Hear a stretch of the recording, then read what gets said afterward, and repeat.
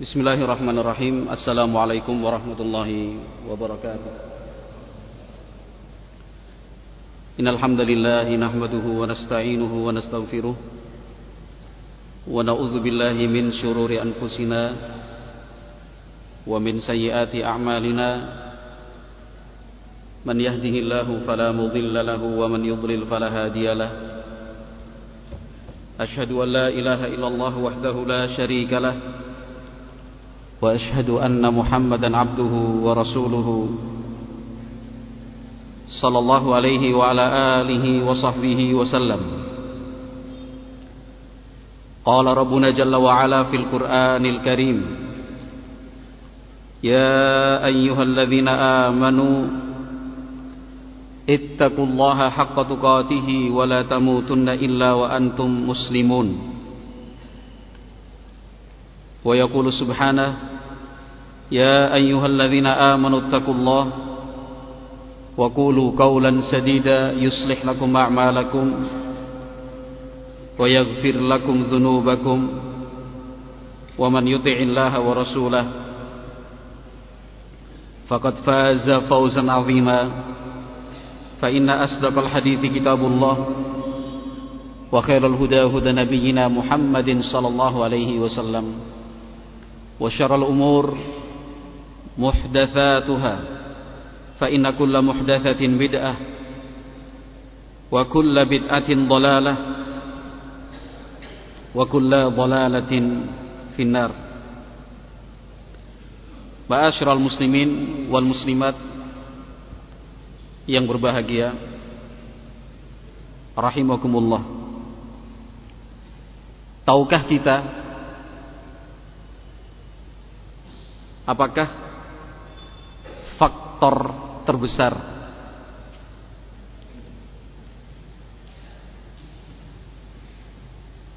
kemungkaran, kesalahan semakin banyak terjadi? Dan tahukah kita faktor terbesar yang menyebabkan kebenaran itu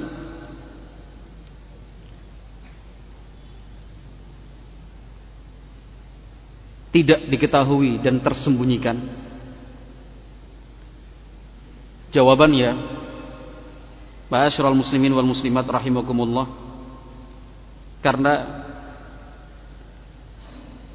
kurang semangatnya kita semua untuk menyebarluaskan ilmu agama, sehingga kejahilan terus semakin merata. Inilah faktor terbesar. Barakallahu fiikum. Pada saat kita diam, pasif, duduk berpangku tangan menunggu, akibatnya kejahilan terus merata, kebatilan menjadi keyakinan, kebenaran akhirnya tertutupi. Fala haula wala quwata illa billah.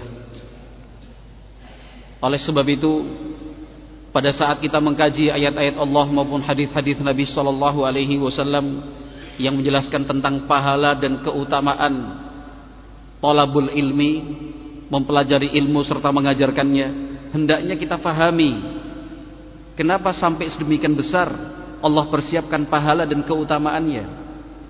Dikarenakan agama Islam, agama kita ini barulah akan tegak sebagaimana mestinya ketika kekuatan talabul ilmi, kekuatan nashrul ilmi, mencari ilmu lalu menyebarluaskannya.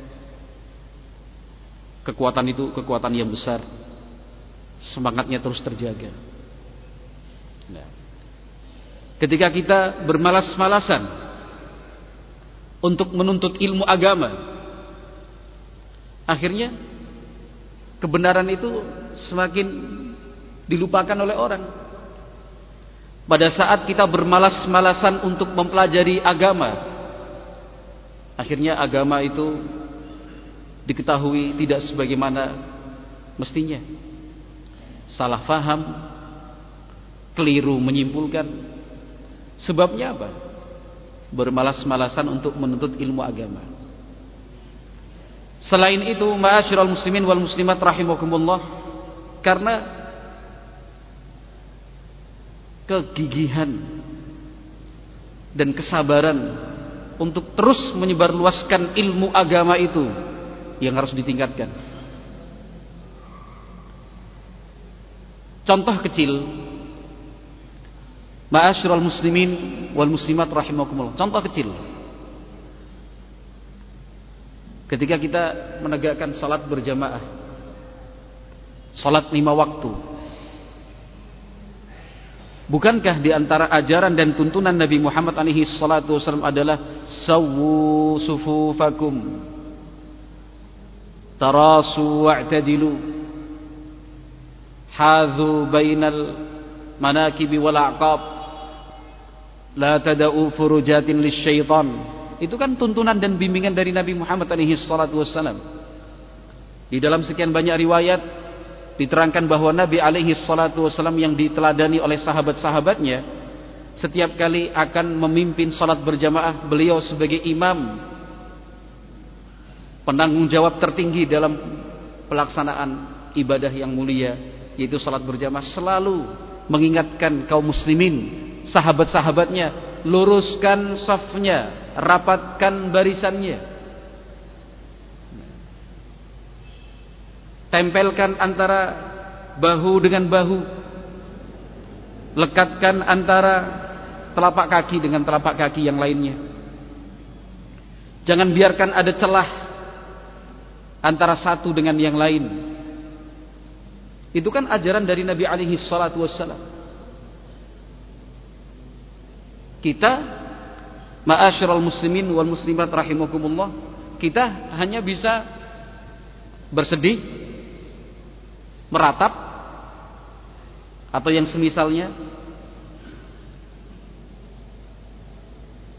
bahkan cenderung diam,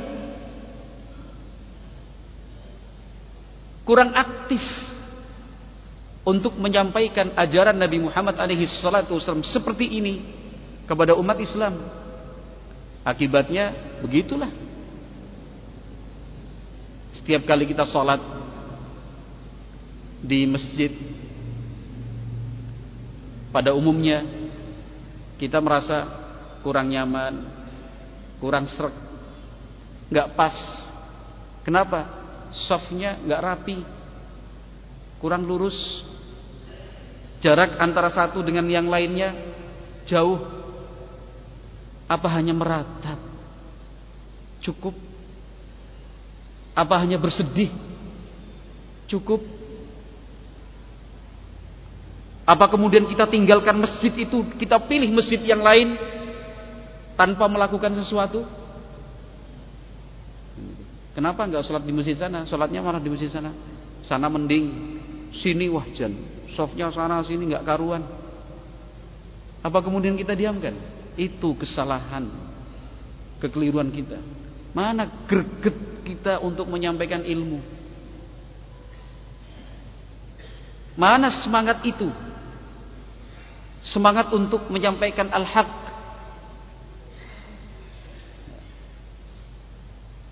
Karena sikap-sikap yang seperti ini akhirnya ilmu yang sudah kita pelajari akhirnya kurang bermanfaat. Karena salah satu tanda ilmu itu bermanfaat disampaikan kepada yang lain. Apalagi hanya sekedar mencacat. Wah, masjid sana itu ini. Apa yang sudah kamu lakukan? Diem. Oh, salah.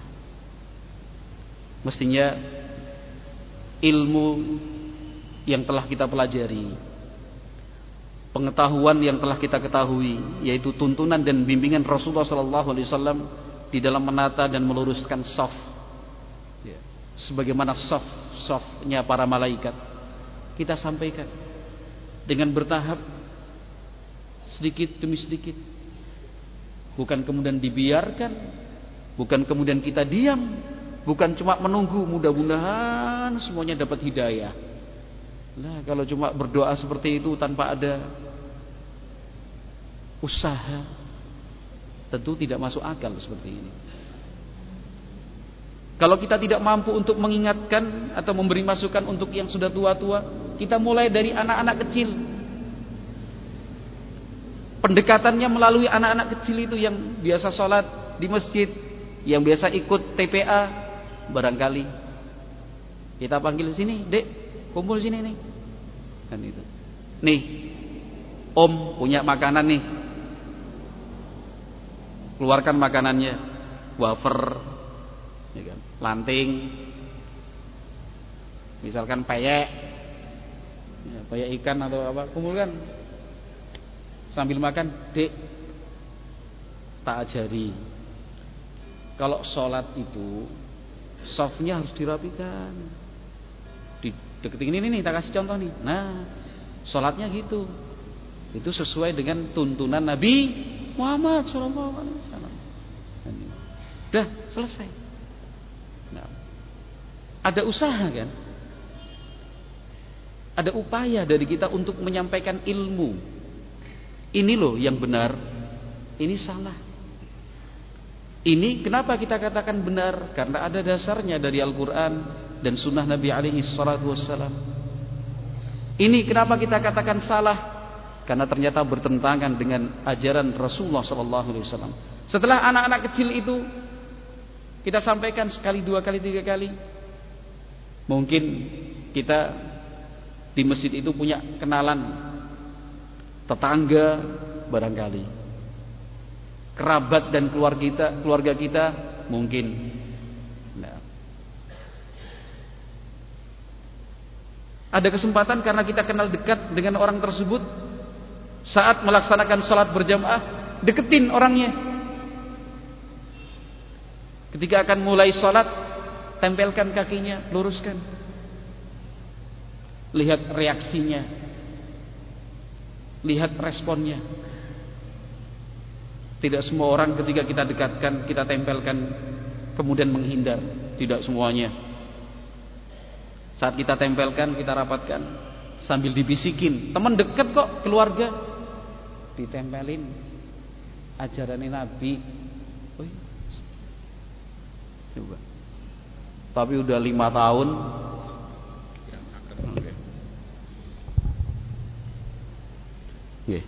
Sudah 5 tahun, 10 tahun, 20 tahun,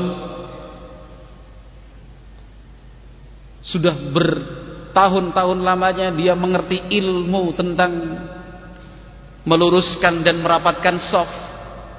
Tetapi ternyata di masjid yang biasa dia salat berjamaah di sana belum ada perubahan sama sekali. Kenapa? Diam. Tidak menyampaikan ilmu tersebut kepada yang lain.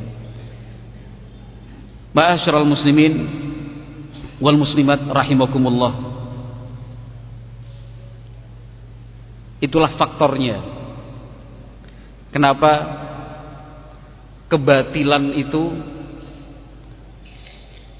diikuti oleh banyak orang? Karena yang telah mengetahui kebatilan sebagai kebatilan, diam, pasif. Itulah sebabnya kenapa ajaran yang benar, ajaran yang dituntunkan oleh Nabi Muhammad SAW tidak diikuti dan tidak dilaksanakan oleh banyak orang. Dikarenakan yang mengetahui itu ajaran Nabi diam, tidak menyampaikan. Fala haula wala quwata illa billah. Ditambah lagi apabila muncul pihak-pihak yang aktif menyuarakan kebatilan, aktif menentang kebenaran, Jadi sudah, kita yang tahu itu salah, diem. Di pihak yang lain ada yang menyuarakan kesalahan-kesalahan itu. Akhirnya umat pun terbawa. Kita tahu ini yang benar, tapi diam. Sementara di sana banyak pihak yang mengatakan kebenaran itu adalah sesuatu yang salah. Akibatnya umat akan terbawa. Fala haula wala quwata illa billah. Sadarilah saudara-saudaraku kaum muslimin wal muslimat rahimakumullah, bahwa di antara kewajiban kita adalah menyampaikan ilmu dengan cara yang hikmah, langkah yang bijak, supaya bijak agar hikmah. Kita pun dituntut untuk belajar lagi, termasuk materi yang kita pilih pada kesempatan hari ini. Islam itu bukan ajaran radikal. Islam bukan ajaran radikal. Islam adalah agama yang berusaha dan memperjuangkan mewujudkan cinta damai. Nah, itu Islam yang sesungguhnya. Nah, tetapi sekarang kenapa ada pihak-pihak yang menganggap Islam adalah ajaran radikal? Kenapa? Karena kita yang sudah mengerti bahwa Islam bukan ajaran radikal, diam, pasif. Yang mengatakan Islam adalah ajaran radikal padahal tiap hari tiap malam nyerang terus. Islam radikal, Islam keras, Islam terorisme, Islam ini segala macam, terus menerus. Lah kita yang tahu yang benar cuma diem.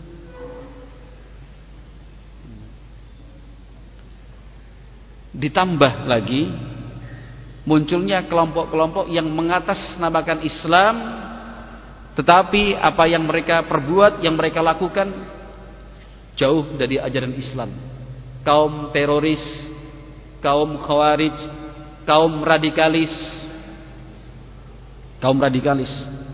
Mereka terus melakukan kegiatan aksi terorisme, aksi radikalisme, aktif mereka lakukan.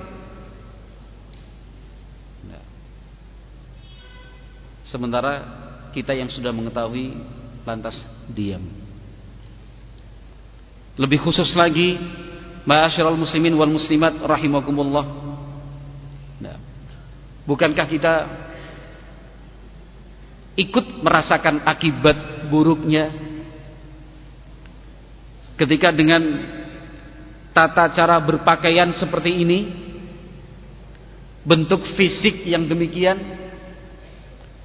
kaum wanita di antara kita berhijab syar'i? Bukankah kita sudah merasakan adanya anggapan dan tuduhan bahwa kita ini kaum radikal, kita ini kaum teroris? Kan begitu? Pernah merasakan seperti itu? Pernah, saya yakin. Dianggap teroris, dianggap radikal, ya, dinilai keras. Sebabnya apa? Karena ciri fisik kita itu mirip dan hampir sama dengan ciri fisik orang-orang yang ditangkap dan diproses karena kasus terorisme. Mirip-mirip. Tetapi kalau kita cari akar masalahnya, kenapa sampai kemudian muncul salah faham? Kenapa sampai kemudian ada pihak-pihak yang ingin menyamaratakan bahwa setiap yang berjenggot itu teroris, setiap yang menggunakan celana cingkrang di atas mata kaki teroris, setiap wanita yang menggunakan cadar adalah teroris, kaum radikal? Kenapa sampai anggapan-anggapan seperti itu muncul? Jawabannya jelas, karena kita diam, karena kita pasif. Mestinya kita menjelaskan, kita sampaikan secara maksimal. Nah, harapannya Ma'asyiral muslimin wal muslimat rahimakumullah.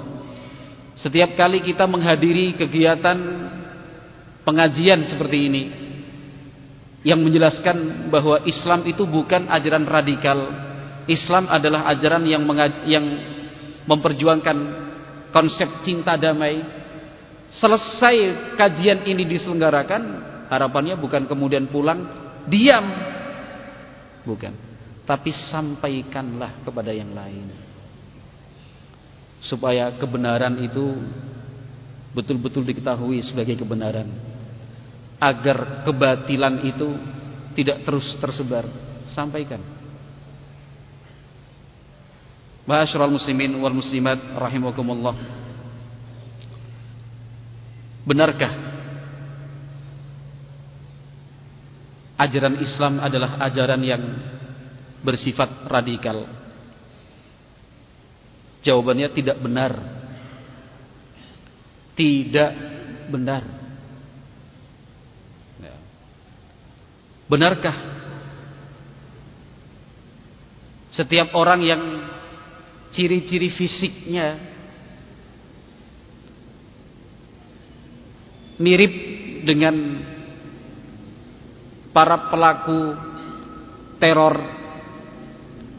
juga bisa dikatakan sebagai kaum radikal? Jawabannya tidak benar. Nah, ini harus kita sampaikan, mesti diterangkan kepada umat, kepada semuanya.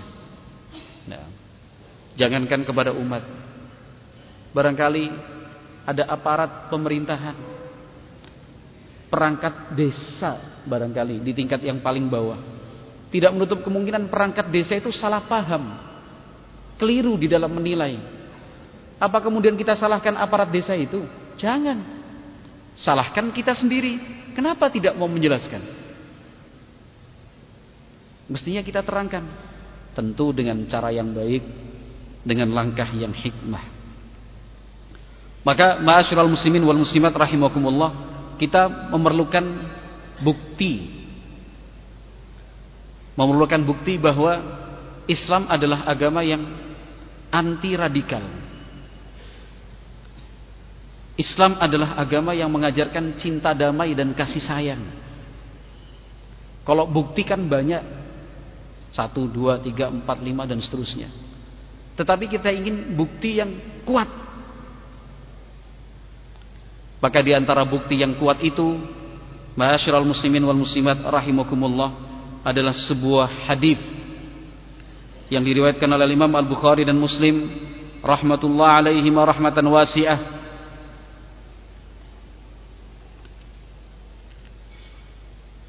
dari sahabat yang mulia Abu Hurairah radhiyallahu taala anhu. Kata Rasulullah sallallahu alaihi wasallam, bainama rajulun yamshi bi tariqin ishtadda alaihi al-'atashu fawajada bi'ran fanazala fiha fashariba. Kata Nabi sallallahu alaihi wasallam, beliau bercerita, dulu pernah ada seseorang melakukan perjalanan jauh.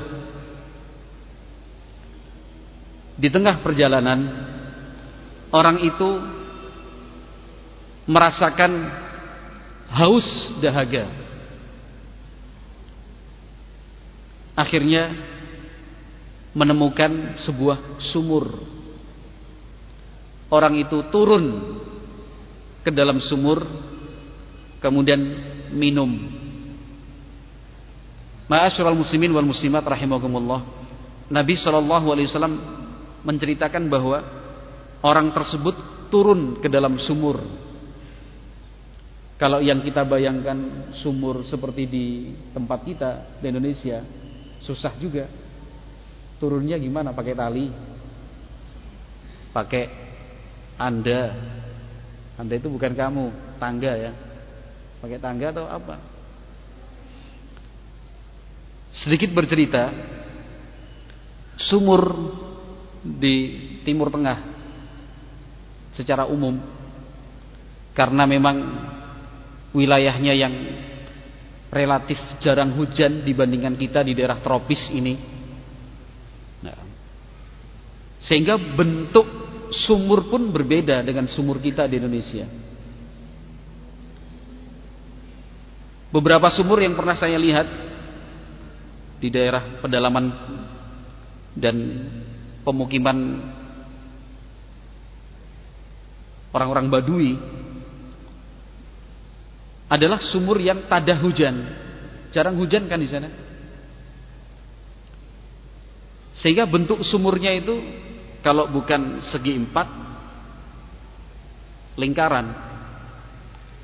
Bentuknya dibuat bertangga atau berundak karena sifatnya tadah hujan.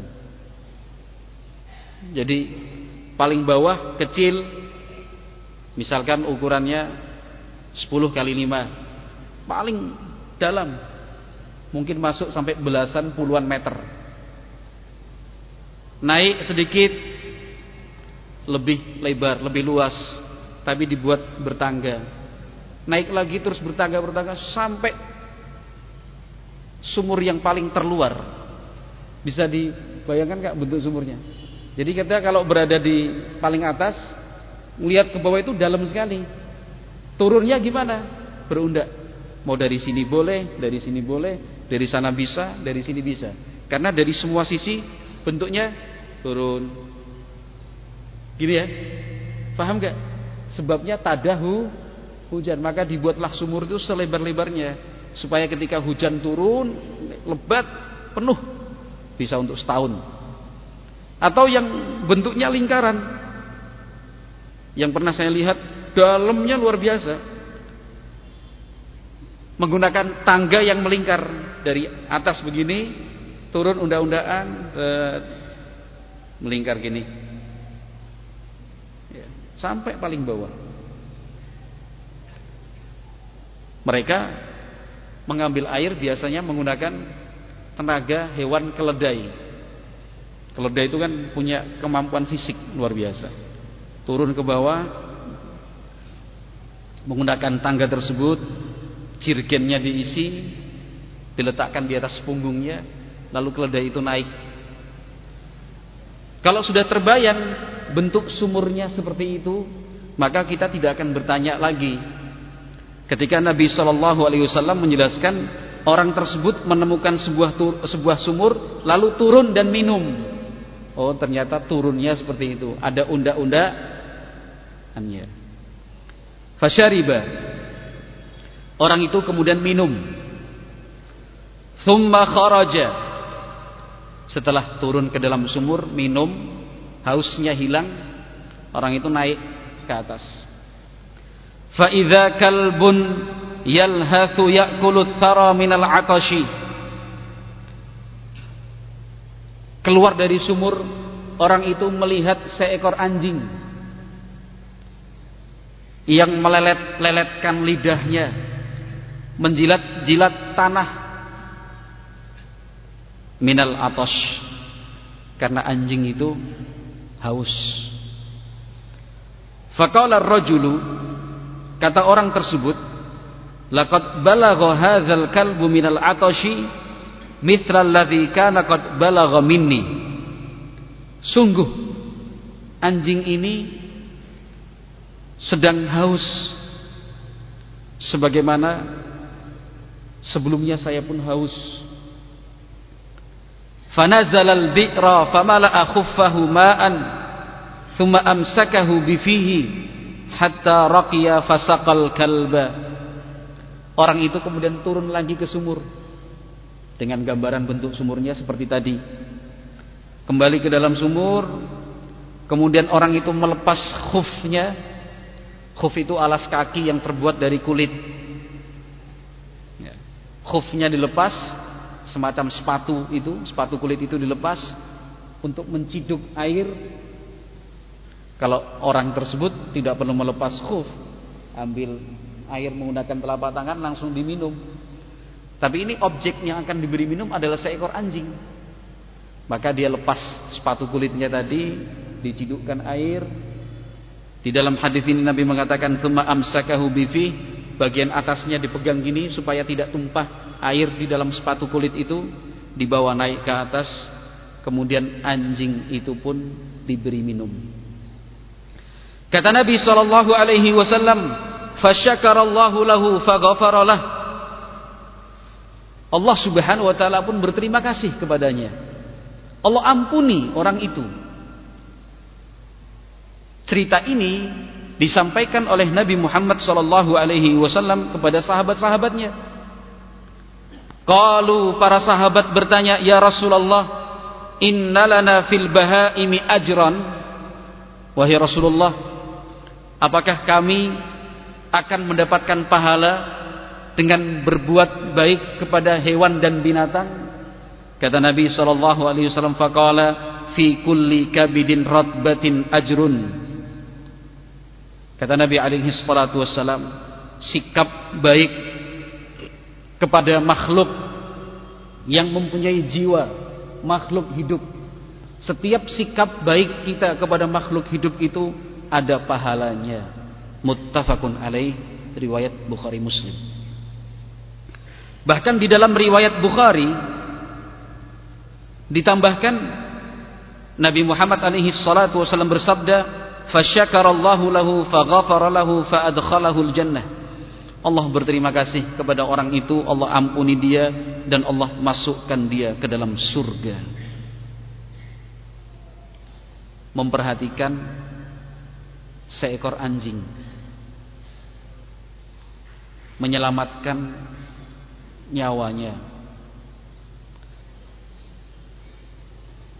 memberi minum kepada seekor anjing,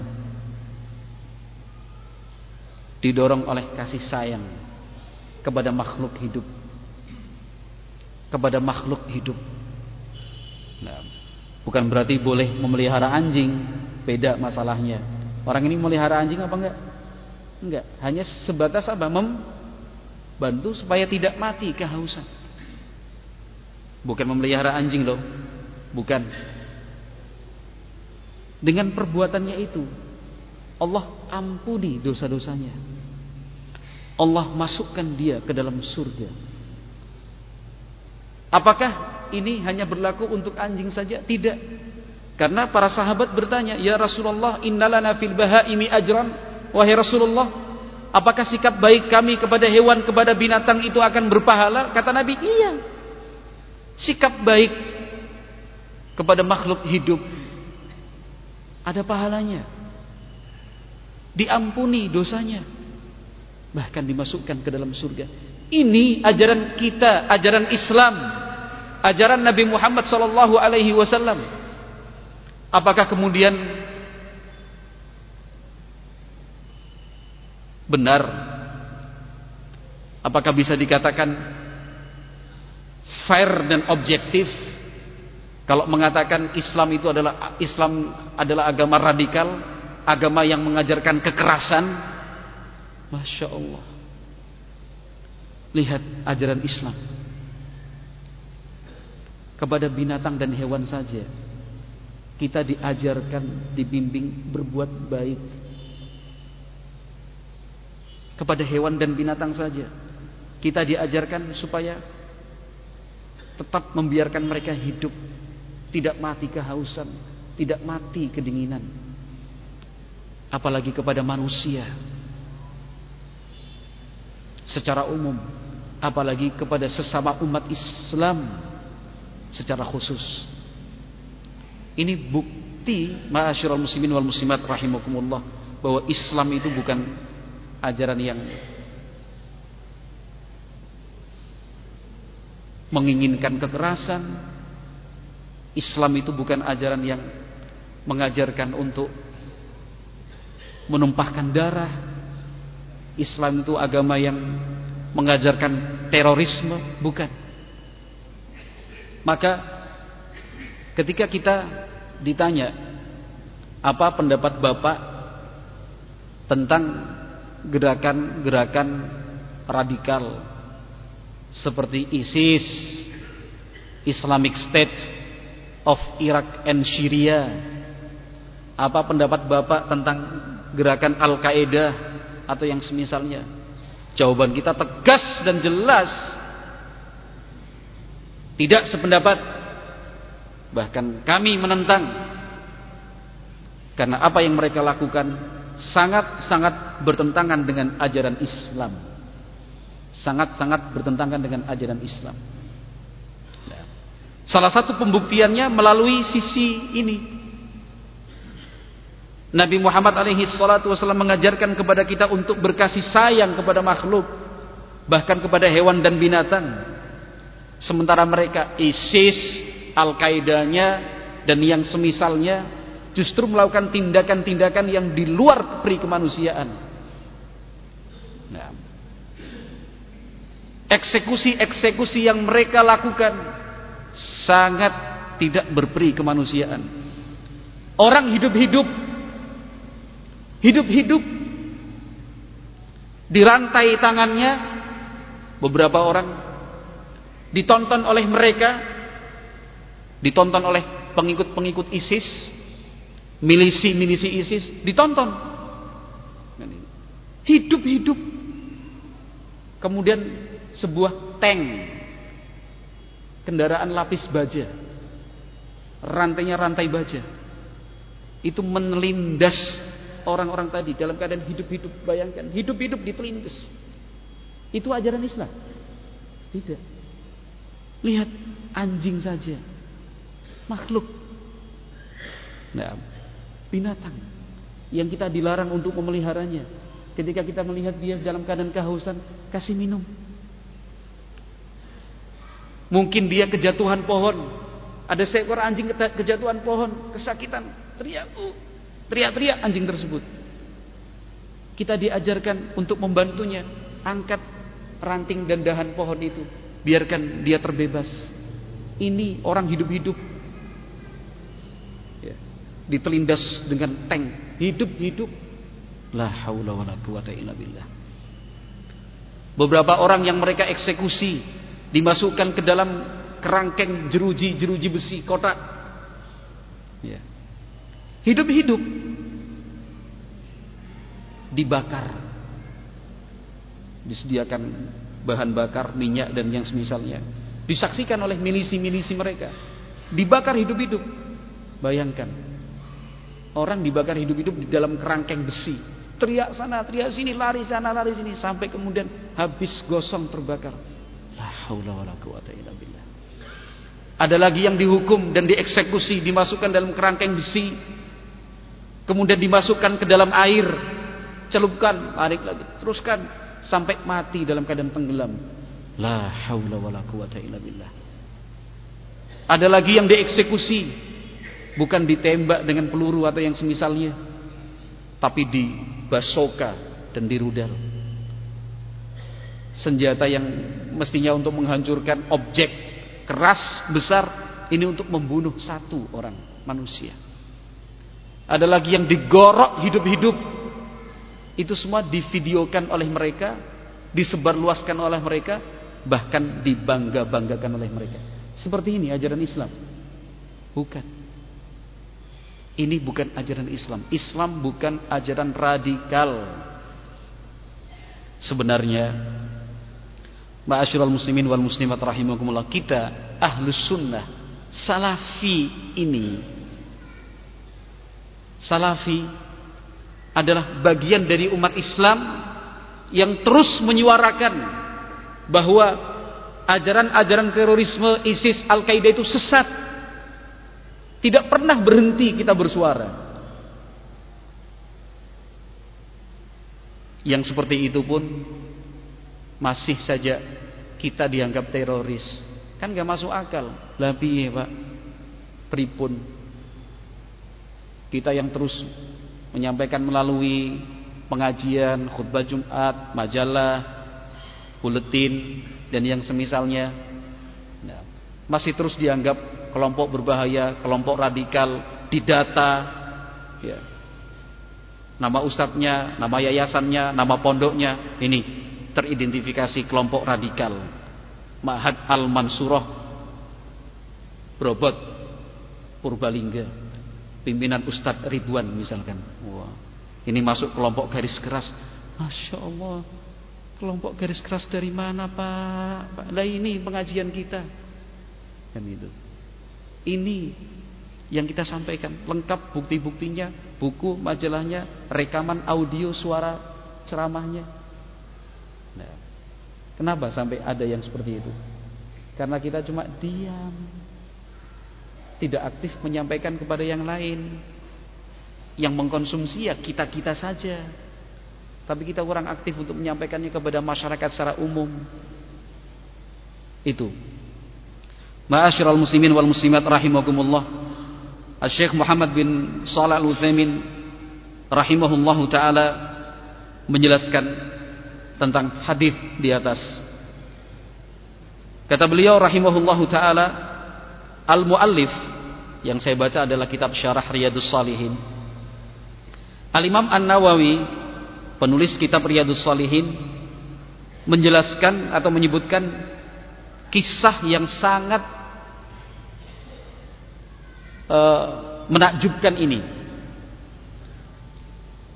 yaitu kisah yang disebutkan Al-Imam Bukhari Muslim dari riwayat Abu Hurairah radhiyallahu taala anhu, bahwa Nabi Muhammad alaihi salatu wassalam menceritakan, sengaja saya baca langsung terjemahannya, bahwasanya Nabi Muhammad alaihi salatu wassalam bercerita tentang seseorang yang sedang melakukan perjalanan jauh, berjalan kaki, menempuh jarak.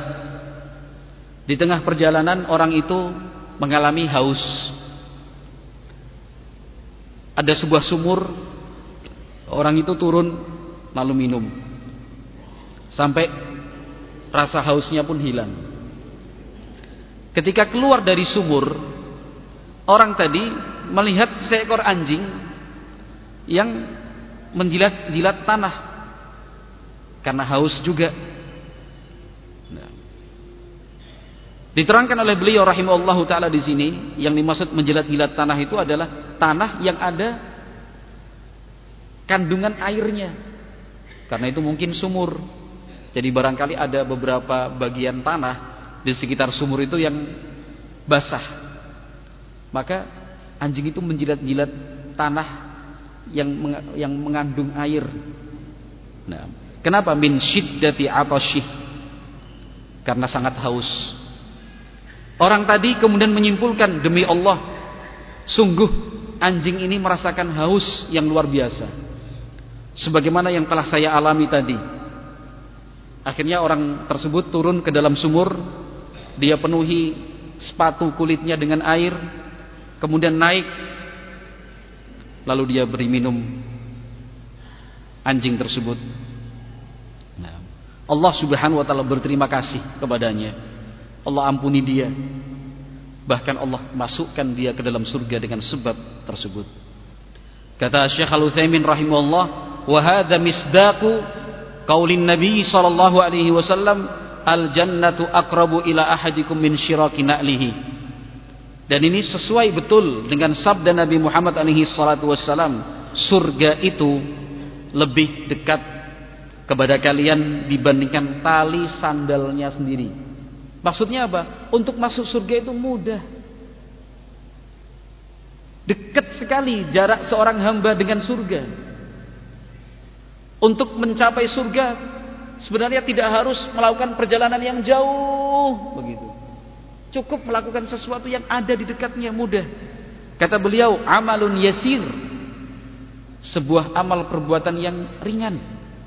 Syakarallahu bihi amila hadzal amal, Allah berterima kasih kepada yang melakukannya. Allah ampuni dosa-dosanya, lalu Allah masukkan dia ke dalam surga.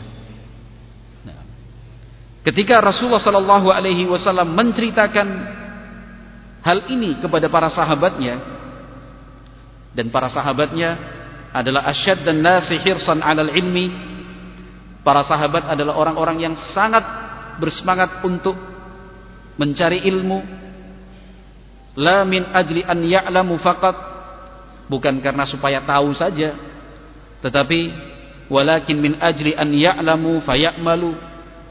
Para sahabat itu semangat untuk mencari ilmu, untuk kemudian diamalkan. Karena para sahabat itu semangat untuk menuntut ilmu supaya bisa diamalkan, mereka pun bertanya, kepada Nabi Muhammad sallallahu alaihi wasallam. Kata mereka, "Ya Rasulullah, innalana fil bahaimi ajran." Wahai Rasulullah, apakah kami akan mendapatkan pahala dari Allah dikarenakan sikap baik kepada hewan dan binatang? Kata Nabi sallallahu alaihi wasallam, "Fi kulli dzati kabidin ratbatin ajrun."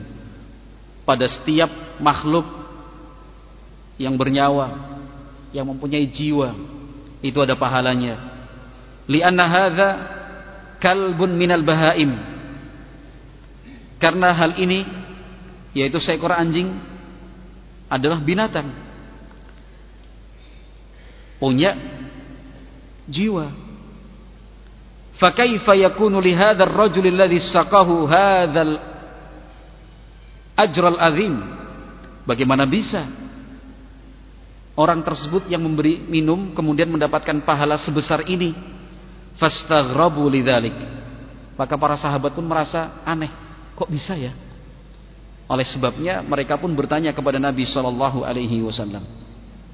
Kata Nabi alaihi salatu wasallam, "Fi kulli dzati kabidin ratbatin ajrun." Nah, li'annahu laulal ma la yabisat wa halakal hayawan. Kalau bukan karena air yang kemudian diminumkan tadi, hewan tersebut barangkali mati. Pahala. Nah, kata beliau di paragraf yang paling terakhir, fadalla hadza, hadis ini menunjukkan annal bahaima fiha ajrun, bahwa bersikap baik, berbuat baik kepada binatang maupun hewan itu ada pahalanya.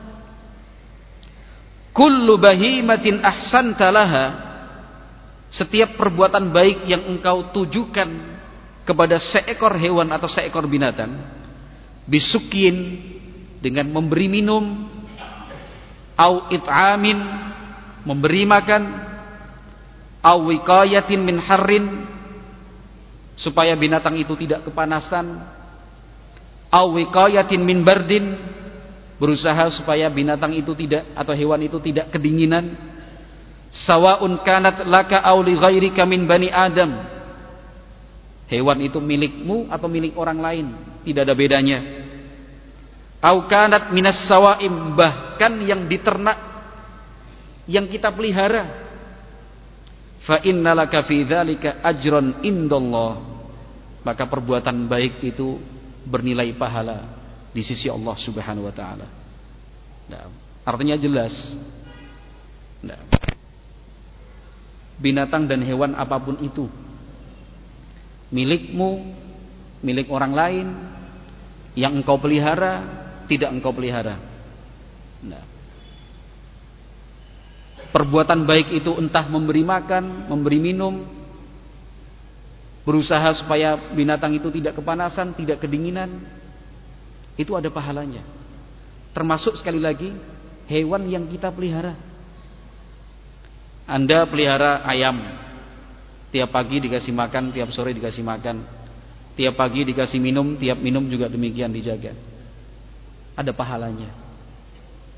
Anda memelihara kambing, mendo, sapi atau lembu, kasih makan, kasih minum, buatkan kandang supaya tidak kehujanan, tidak kepanasan. Yang panjenengan lakukan itu ada pahalanya. Panjenengan pelihara burung, dirawat, kasih minum, kasih makan, kasih suplemen, kandangnya sering dibersihkan, disikat, kalau pagi disemprotin sehingga burungnya senang sambil bersiul-siul, ya kan? Ada pahalanya. Luar biasa. Sapi yang panjenengan pelihara sakit, telepon dokter hewan, "Pak dokter, sapi milik saya sakit, saged tindak mriki?" "Oh nggih." Diperiksa, kasih obat, bayar 100.000 obatnya, pahala. Luar biasa. Anda punya ayam, ada koreng, luka di kakinya, kelihatan pincang gitu. Ambil, dilihat, oh iya, dikasih obat bubuk, obat luka untuk ayam, dikit-dikit sampai sembuh, pahala. Itu. Semuanya sikap baik kepada hewan itu berpahala. Setelah kita pahami, kata Syekh Al-Utsaimin rahimahullah, hadza wa hunna bahaimu fa kaifa bil adamiyyin. Hal ini berlaku untuk hewan dan binatang. Fa kaifa bil adamiyyin, tentunya kepada manusia lebih lagi. Idza ahsanta ilal adamiyyin kana asyadda wa aktsara ajran. Kalau engkau berbuat baik kepada manusia, maka pahalanya lebih banyak, pahalanya lebih besar di sisi Allah Subhanahu wa taala. Oleh karena itu Nabi Muhammad alaihi salatu wasallam bersabda, "Man saqa musliman ala dhama'in, saqahu Allahu minar rahiqil makhtum." Kata Nabi sallallahu alaihi wasallam, barang siapa memberi minum seorang muslim yang sedang haus, Allah akan berikan minum untuknya dari ar-rahiq al-makhtum, minuman di surga nanti. Minuman di surga. Ada saudaramu muslim haus, silahkan minum, monggo diunjuk, minum, hausnya hilang, pahalanya besar sekali. Bahkan kata Nabi alaihi salatu wasallam, Allah akan berikan minum untuknya dari ar-rahiqil makhtum. Kata beliau rahimahullah, yakni law kana waladuka as-saghir waqafa 'indal barrada yaqulu lak iskini ma'an wa asqaitahu wa huwa dham'an faqad saqaita musliman ala dhama'in. Luar biasa. Kata Syekh Al-Utsaimin rahimahullah, contohnya anakmu bukan orang lain, anakmu, anak kandungmu yang masih kecil. Anakmu yang masih kecil itu berdiri di depan kulkas, berdiri di hadapan galon air itu, alat itu, dispenser. Itu.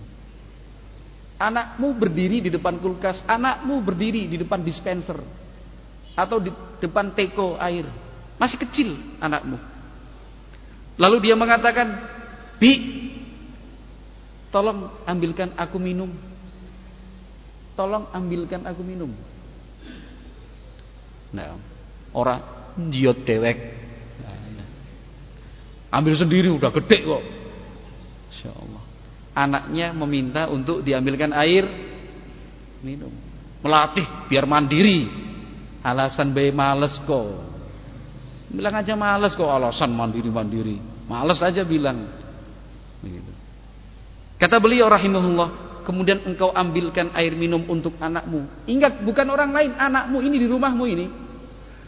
Engkau beri minum dia sedang kehausan, habis main-main lari sana lari sini, haus. Bi, ambilkan air minum, Bi. Engkau sebagai ayah mengambilkan, engkau sebagai ibu mengambilkan. Kata beliau Al-Utsaimin rahimahullah, faqad saqaita musliman ala dhama'in. Itu artinya engkau telah memberi minum untuk seorang muslim yang sedang haus.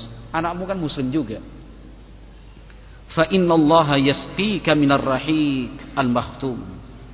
Sungguh Allah akan memberikan minum untukmu dari minuman surga ar-rahiq al-makhtum. Ajrun katsir walillahil hamdu. Pahalanya besar sekali, walillahil hamd. Sedang kerja bakti di pondok, berhenti, ada air minum. Teman kita kehausan, Kang jiotna es, ngambil sendirilah. Insyaallah. Kesempatan Allah berikan buat panjenengan, balasannya minuman di surga nanti. Ambilkan satu gelas, monggo. Jeninyong ya haus, ngelak yakin. Tapi karena ingin mendapatkan janji dari Allah Subhanahu wa taala, memberi minum seorang muslim yang sedang haus, balasannya Allah akan berikan minum untuknya dari ar-rahiq al-makhtum, minuman surga. Nantilah haus ini, tapi nanti pengen dapat minum dari surga, dapat minum dari surga. Bagi. Insyaallah. Kata beliau, ghanaim, kesempatan besar untuk mendapatkan pahala. Walakin ayul qabil li hadhil ghanaim, tetapi siapakah yang kemudian tersadar untuk mau mengambil kesempatan berharga seperti ini? Aina alladhi yukhlisun niyyata wa yahtasibul ajra 'ala Allah? Mana orangnya yang mau mengikhlaskan niat dan berharap pahala dari Allah Subhanahu wa taala? Fa usika ya akhi, saudaraku, aku berpesan kepadamu, kata Syekh Al-Utsaimin, wa nafsi, dan pesan itu juga berlaku untukku sendiri. Antahrisa daiman ala ightinamil a'mal bin niyyati shalihah. Semangatlah untuk melakukan amal kebaikan dengan niat yang saleh, hatta tadakhara laka indallahi dhukhran yaumal qiyamah, sehingga engkau mempunyai bekal pahala yang banyak di sisi Allah pada hari kiamat. Fakam min amalin saghirin asbaha bin niyyati kabiran, wa kam min amalin kabirin asbaha bil ghaflati saghiran. Alangkah banyak bentuk-bentuk amalan saleh yang kita anggap kecil tapi nilai pahalanya besar di sisi Allah. Sebaliknya pun demikian, amal ibadah yang sebenarnya besar tapi kemudian akhirnya bernilai kecil, bahkan tidak berarti apa-apa, dikarenakan kita tidak memperhatikan keikhlasan di dalam berniat. Intinya, ma'asyiral muslimin wal muslimat rahimakumullah, ini bukti pertama. Bukti pertama untuk menegaskan bahwa Islam itu bukan ajaran radikal. Ini adalah bukti bahwa Islam adalah ajaran yang memperjuangkan cinta damai dan kasih sayang. Tidak usahlah kita berbicara tentang cinta damai dan kasih sayang kepada sesama manusia. Kepada binatang dan hewan saja Islam mengajarkan kita untuk mengedepankan kasih sayang. Itu kepada hewan dan binatang saja. Alangkah celakanya kalau begitu, seseorang yang memperlakukan manusia seperti hewan, seperti yang dilakukan oleh kaum ISIS dan Al-Qaeda itu. La haula wala quwata illa billah. Masyarakat sipil dijadikan tameng. Masyarakat sipil, perempuan, anak-anak, orang-orang tua, itu dijadikan tameng dan perisai. Mereka nembakin dari belakang, tar. Mereka melepaskan dan mengaktifkan roket milik mereka ke arah musuh. Sementara warga-warga sipil berada di bagian depan. Harapannya supaya musuh untuk membalas berpikir, karena yang jadi sasaran akhirnya siapa? Warga sipil. Apa ini ajaran Islam? Apakah ISIS dan Al-Qaeda itu mencerminkan Islam? Tidak. Tidak sama sekali. Tidak sama sekali. ISIS dan Al-Qaeda itu dan yang semisalnya adalah kelompok-kelompok yang justru memerangi Islam itu sendiri. Memerangi Islam itu sendiri. Merekalah yang menjadi sebab wajah umat Islam akhirnya tercoreng. Merekalah yang menjadi sebab umat Islam dicurigai hanya karena kesamaan bentuk fisik, padahal ideologi dan keyakinan atau akidahnya berbeda. Sabar ya ahli sunnah. Sabar ya ahli sunnah. Ahlu sunnah yang terus menyuarakan hal ini, menentang pemahaman dan ideologi teroris, juga ternyata masih dianggap teroris. Sabar ya ahli sunnah. Sabar. Kan begitu ya kan? Ahlu sunnah itu terus menyuarakan anti terorisme, anti radikalisme, tapi di banyak tempat dituduh sebagai bagian dari kaum radikal. Itu. Spanduk anti radikalisme, anti terorisme dipasang oleh warga, dihadapkan ke arah pondok ahlu sunnah. Sabar. Apalagi dapat informasi bahwa tujuan pemasangan spanduk di depan dan diarahkan ke pondok milik ahli sunnah itu, informasinya karena ada anggapan pondok ahli sunnah itu pondoknya kaum teroris. Masya Allah. Lah kita ahli sunnah alhamdulillah dengan pertolongan dan taufik saja dari Allah yang terus bersuara dan menyuarakan kebenaran, alhamdulillah. Masih tetap dianggap teroris dan radikal, sabar.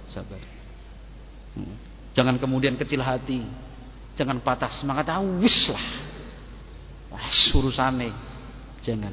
Tetap, karena itu tugas ahlu sunnah. Ma'asyiral muslimin wal muslimat rahimani wa rahimakumullah. Bukti yang kedua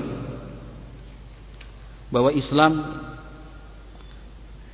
adalah agama yang mengajarkan kasih sayang dan cinta damai adalah sebuah hadis Rasulullah sallallahu alaihi wasallam yang diriwayatkan oleh Imam Muslim rahimahullahu taala dari sahabat yang mulia Abu Hurairah radhiyallahu taala anhu.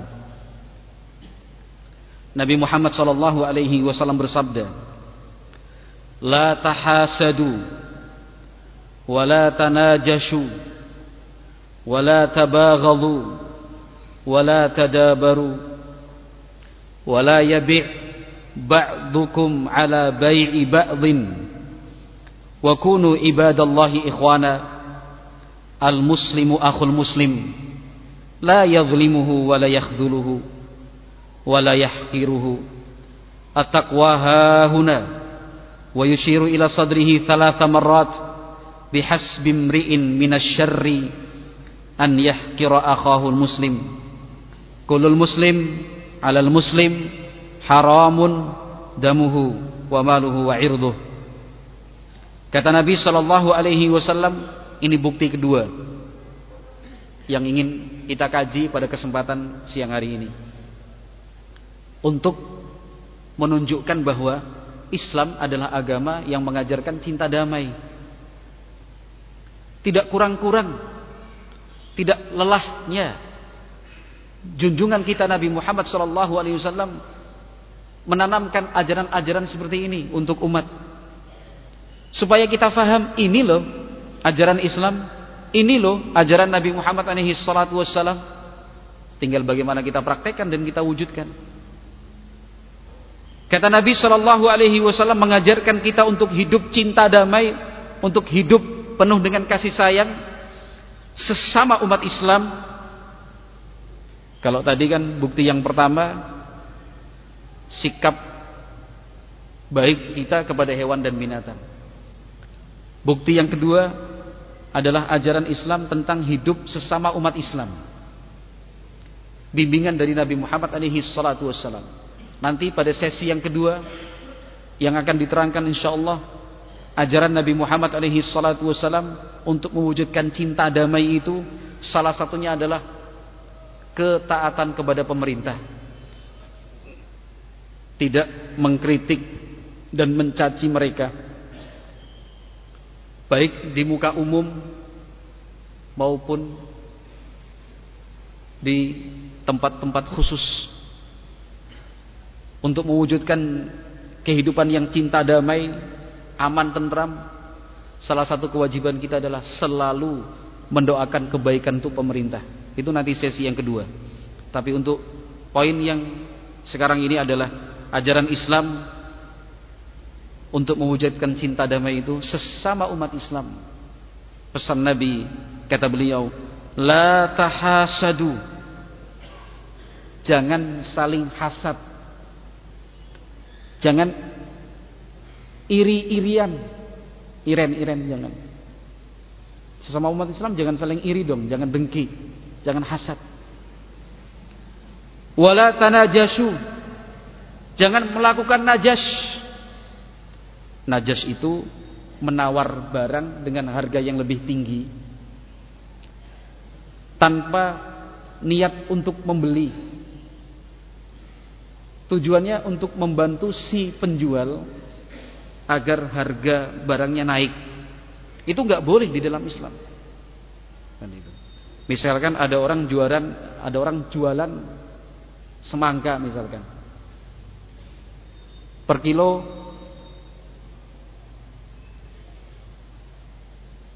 dia tulis 5.000. Datang orang nawar, Pak 4.000. Nanti ada tukang gongnya ya. Tukang gongnya. Dia nggak punya niat membeli. Tujuannya cuma supaya harganya naik. Wah, kata orang tadi, wah ini 5.000 udah murah Pak. Di tempat lain malah mungkin 6.000. Ini manis, ini segala macam. Saya berani 5.500 malahan. Nah, tujuannya apa? Untuk mempengaruhi orang tersebut supaya membeli dengan harga yang lebih tinggi. Itu salah satu contohnya. Najas tidak diperbolehkan oleh Nabi Muhammad SAW. Nah, atau misalkan orang tawar menawar, lelang misalkan, ini bentuk yang lain. Lelang resmi lah, lelang yang syar'i. Satu barang dijual, siapa yang berani lebih tinggi, fair, semuanya teratur dan diatur. Tapi ada satu orang dia nggak punya niat membeli, cuma untuk naikkan harga aja. Siapa yang berani 10.000? Saya 10.000. Oh enggak, saya 12.000. Sudah senang? Enggak, saya 17.000. Nah, padahal dia nggak punya niat membeli. Nah, ini tidak diperbolehkan. Zalim namanya. Kata Nabi alaihi salatu wasallam yang berikutnya, wala tabaghadu, jangan saling membenci. Sesama umat Islam itu jangan saling membenci. Wala tadabaru, jangan saling membelakangi. Jangan saling membelakangi. Di antara bentuk saling membelakangi itu adalah melengos, nggak mau ketemu, menghindar kalau menghindar untuk bertemu. Kata Nabi alaihi salatu wasallam yang berikutnya, wala yabi' ba'dukum ala bai'i ba'din. Jangan sampai melibatkan diri dalam proses jual beli yang sedang berlangsung antara si penjual dan si pembeli. Nah, orang sedang tawar-tawaran barang, ya kan? Si A penjual, si B pembeli. Ini sedang nawar barang. Pak, saya beli Pak. Pembelinya nawar 100.000. Kan itu. Kita tertarik. Ini sedang proses tawar menawar, belum selesai. Sedang proses tawar menawar. Tidak boleh kemudian kita melibatkan diri. Saya beli Pak 150.000. Sementara sedang proses tawar menawar. Tidak boleh. Atau sebaliknya, kita masuk sebagai penjual. Kalau tadi contoh yang pertama masuk sebagai pembeli, bisa dipahami? Kan itu. Sedang tawar menawar, ada sebuah barang, misalkan jam tangan. Wah, bagus sekali. Kan itu. Si calon pembeli nawarnya 100.000. Penjualnya nawarkannya 120.000. Saya juga tertarik dengan jam tangan itu. Kan itu. Belum selesai tawar menawar, saya langsung masuk. Mas, saya aja yang beli. 150.000 cash kontan. Nggak boleh. Kenapa? Itu akan merusak ajaran Islam yang cinta damai. Karena apa? Akan menimbulkan ganjalan di hati, benci, tidak suka, akhirnya permusuhan dan seterusnya. Nah, tapi kalau ingin tertarik membeli jam tangan itu sabar, tunggu sampai kemudian akhirnya jadi dibeli, ya udah, berarti bukan rezeki kita. Kalau ternyata calon pembeli itu kemudian nggak sepakat dengan harga, enggak lah, kalau nggak 100 nggak mau, ya udah. Setelah itu orangnya pergi. Setelah betul-betul putus, ya, tawar menawarnya, proses tawar menawarnya, baru kita, udah Mak, berapa harganya? 150. Ambil. Atau contoh yang kedua, saya masuk sebagai penjual. Misalkan si penjual ini punya jam tangan di harga 120.000. Ya kan? Di harga 120.000. Pembeli tertarik membeli jam tangan, ditawarlah 100.000. Saya, pihak ketiga, punya jam tangan persis sama dengan jam tangan itu. Ini padahal sedang proses tawar menawar. Lalu saya bilang, udah Mas, kalau nggak mau, ini jam tangan sama, cukup 90.000. Saya bisa jual lebih murah. Saya bisa jual lebih murah. Kalau tadi kan penjualnya nawarkan berapa? 100 berapa? 100.000 ya kan? Saya berani, nih beli aja Pak, punya saya Pak, 90.000. Barangnya sama atau mirip. Ini nggak boleh karena sedang proses tawar menawar. Kata Nabi, wala yabi' ba'dukum ala bai'i ba'dhin. Kata Nabi, wa kunu ibadallahi ikhwana. Jadilah hamba-hamba Allah yang saling bersaudara. Al muslimu akhul muslim. Seorang muslim itu saudara bagi muslim lainnya. La yadhlimuhu, tidak boleh menzalimi saudaranya. Wa la yakhdhuluhu, tidak boleh kemudian membuatnya bersedih. Wa la yahqiruhu, tidak boleh merendahkan saudaranya muslim. Takwa itu ada di sini, di dada. Nabi SAW memberikan isyarat dan menunjuk sebanyak 3 kali. Takwa itu di sini, takwa itu di sini, takwa itu di sini. Kata Nabi, cukup seseorang itu dikatakan jahat untuk membuktikan seseorang itu atau menilai seseorang itu jahat, cukup dengan bukti dia merendahkan saudaranya muslim. Setiap muslim bagi muslim yang lain itu haram darahnya, hartanya, dan kehormatannya. Ma'asyiral muslimin wal muslimat rahimakumullah.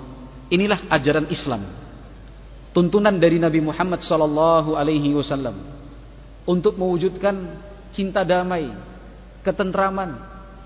Semua sebab yang berpotensi menimbulkan keributan itu diharamkan.